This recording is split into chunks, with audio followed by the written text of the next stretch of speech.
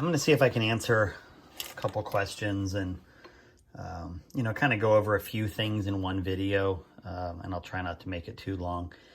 So a couple questions that have come up. One, I don't want to say like, oh, you make it look easy, but, people say, hey, I don't get the same results or whatever. People also ask about how I maintain my brass, what's my policy on brass.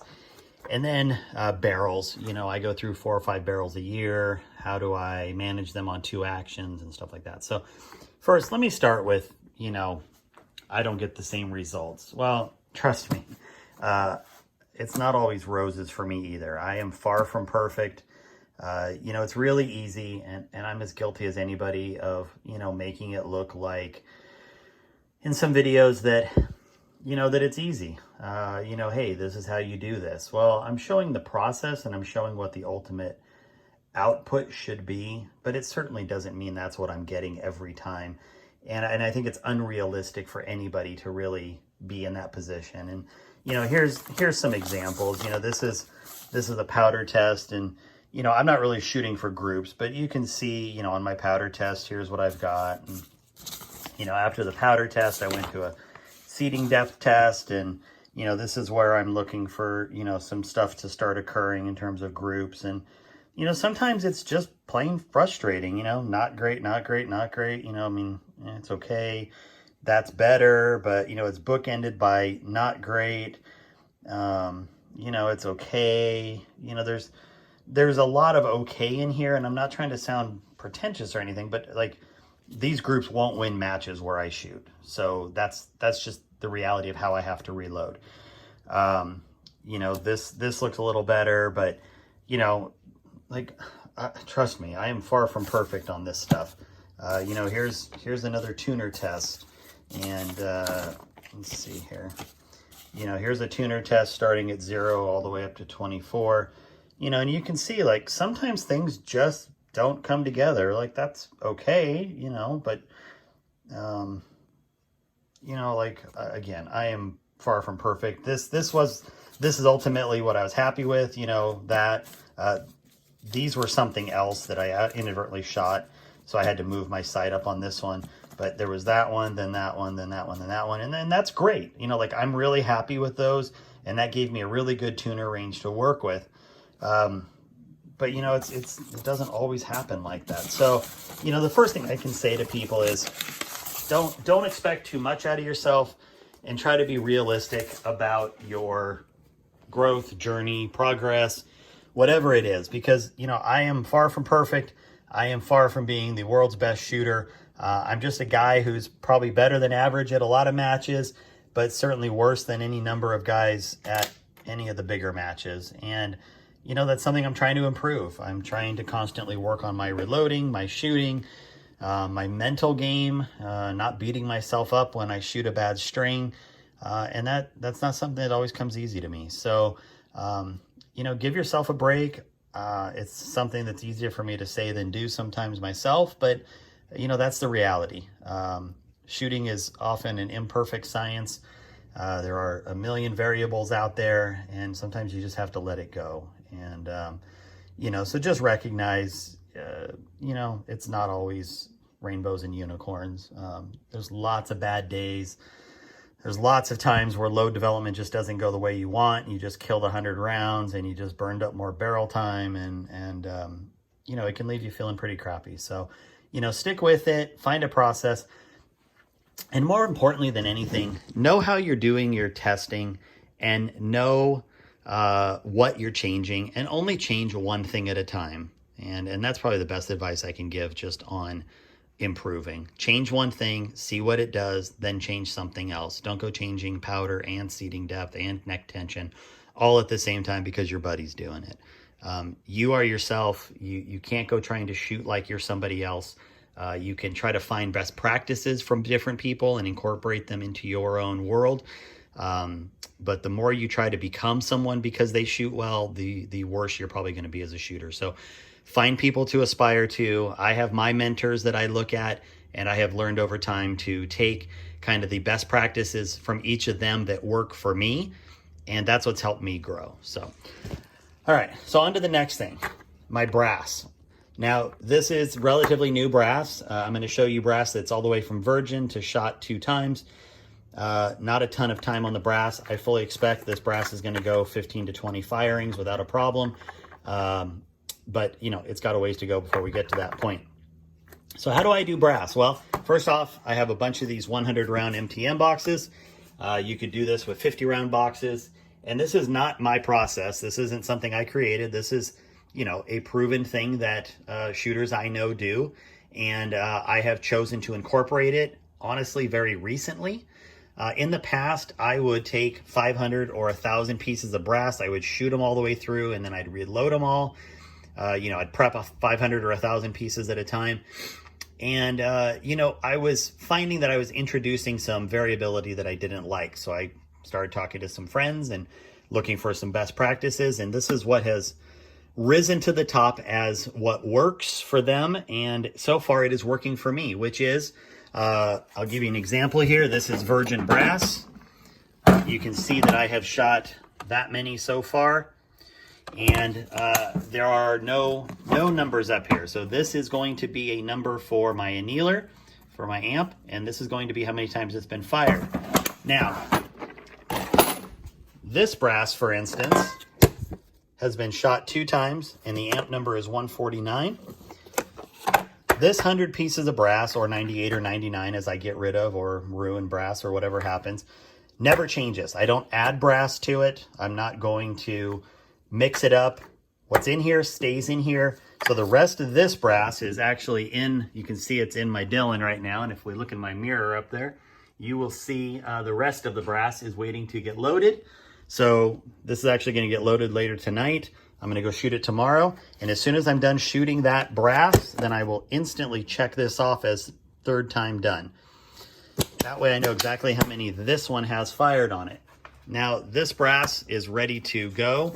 And this brass is ready to go. It's all been prepped. It just needs to get loaded. And you might be asking, well, how do you know? Well, because I use a checklist. Now, I built a spreadsheet that has quite a few. In fact, it has 21 actual processes. I don't do a lot of the processes anymore, but I'm too lazy to make this any smaller right now. But what I made is I made a whole spreadsheet, and then I can type in the number in order of what I want to do. It will automatically sort them and then print this out for me. And you can see that this brass has been cleaned, annealed, decapped, resized, trimmed, deburred, and chamfered. But that's it. Why? Because it's ready to load. When I go into the loading step, it will expand the necks, powder charge, and seat bullets. Okay, so my boxes all have that. Here's another one. This batch has only been cleaned, so it's waiting to get annealed. And this is important, you know, like you can see here, this box, right, has been shot twice. This box goes with this brass. So these always stay together. One blue box, one red box until it is done through my brass prep process. And that's what works for me now. You know, you might find something different, but as far as how I manage my brass, this is how I do it now. And I really like it because it gives me a lot more flexibility in terms of prepping for matches and stuff than when I was, you know, maybe I was at 450 rounds and I had 50 rounds to shoot before I did brass prep. And maybe I have a match that needs 200 rounds next week, and I'm frantically trying to blow off 50 rounds just so I could start reloading again. This way, I don't have any of those issues. I have brass that's, you know, down in my one of my tumblers here. So, and see that red, see that red box? That goes with the brass in the tumbler. You know, again, all of this goes along with the process. So that's how I manage my brass. So let's go to the last question. Barrels. So barrels, like I've said, and, you know, a lot of guys that shoot, I don't even go through that many barrels compared to some of the F-class guys I know. But, you know, I have gone through, what are we in? We're in October right now. I've gone through 4 barrels. Well, I should say this is barrel 3, this is barrel 4, and the barrel on here right now is barrel 5. Now, just to give you an example of how much I'm shooting right now, this barrel got chambered, well, let's look in my logbook.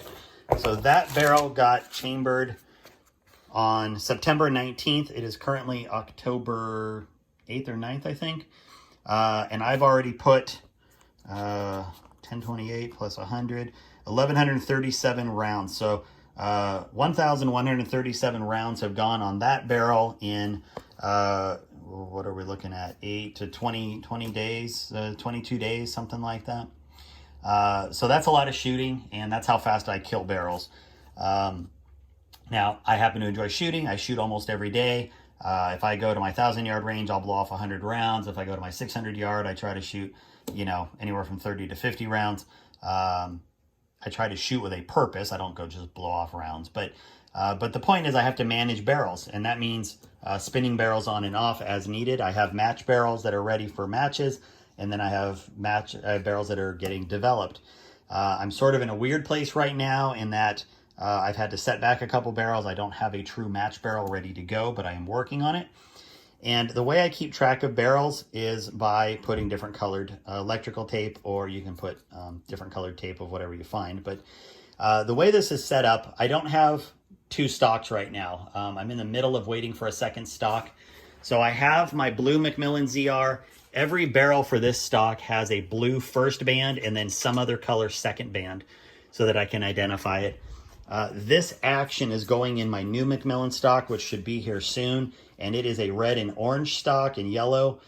So I'm getting these barrels ready for that stock, and all the barrels that go with this action will have a red denominator, and then these are just, identifier barrels, colors. Now, it's really important to keep a record on all your barrels. So this one here is blue. That's the one I showed you over there on my blue Macmillan. I've got my numbers for initial depth to lands when the barrel was new, how many rounds, when it was shot, different things I did, powder tests, depth tests, just a wide range of what I'm doing with that barrel. But more importantly, or most importantly, is keeping a round count and when I've cleaned the barrel, okay? And you can see if we go to, so this is red-green. So here's red-green. It used to be my white barrel. It has been set back, which means my gunsmith lopped off 1.5 inches, rechambered it, and I'm shooting it again.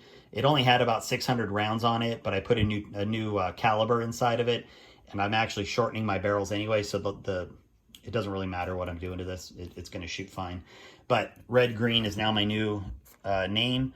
It's on gun 2. This is gun 2. I know that because my serial numbers are custom, and each one says 001, 002, and so forth. How many rounds, and then, everything that's happening. Now, this was all done while it was the first caliber, and then you can see here set back and the date that it was set back. So it was set back a couple days ago. And then we have a red-white barrel, again, red-white, and how many rounds. And I literally just put these barrels back on tonight, which is what made me think of doing this video. So I have not finished filling in all of the information, but you can see this used to be my orange-green barrel, and these were the depths and stuff for that caliber. That has obviously changed. So now these are more correctly identified with what they are. So that is how I manage barrels. I know some other guys that do it. I find it to be very effective. And like I said, being able to identify which gun these go on by having a denominator here and knowing which action they screw into means that they will be perfectly headspace. Now, my gunsmith is frankly pretty amazing. I can honestly shoot both bolts, any ammo through both guns with almost identical results. However, I don't want to do that if I don't have to. So making sure I have the right barrels on the right guns that go with the right bolts is important to me. So I want to try to do that as much as possible. So I hope those kinds of things help. Just know you're not alone out there if you're struggling. I think every good shooter I know has gone through slumps, and slumps aren't a quick thing to get over. Some people go through slumps that last 6 months or a year. And, to be honest, I've kind of had one of those years, and a lot of it's my own doing. A lot of it's because of things I've changed or tested or, thought were working, and they just haven't. And so I'm on a new path. I'm trying a couple things that I'm going to be a little more consistent with, and we're going to see how that all works out. So if you have questions, hit me up below, but for the time being, that's it.